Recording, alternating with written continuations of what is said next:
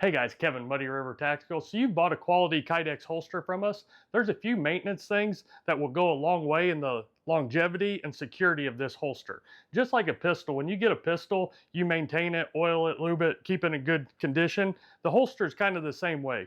Kydex holsters are almost indestructible. The only thing you can do to really totally tear it up is put it near a heat source or leave it out in the hot sun or something like that. Hot car, anything like that. So think of it like your pistol. You wouldn't leave your pistol out on the picnic table on a hot sunny day. Same thing with the holster. Don't do that. It will cause it to deform.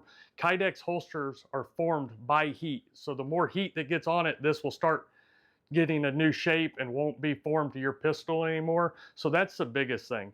As far as the daily checkpoints, all of these screws, we suggest when you get your holster putting Loctite on the screws once you have them adjusted.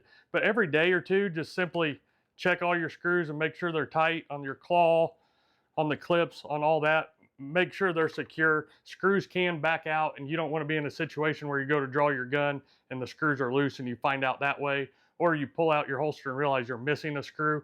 So just take a couple seconds every day to do that as you check your pistol. The other thing is, you can see this holster has been used, but you can't even tell. That's the good thing about Kydex. They're very, like I said, almost indestructible. But what will wear a finish on a pistol is if dirt, lint, or debris gets in this holster and you're drawing it and reholstering it back and forth, that lint will rub up against your gun and act like a sandpaper, and that's where you really get wear and tear on it. Outside of that, this Kydex holster is almost indestructible. If you get mud on it or you sweat a lot and it just gets nasty, take light soap and water and just rub it down and you'll be good to go. If you follow those few tips, this Kydex holster will last a lifetime.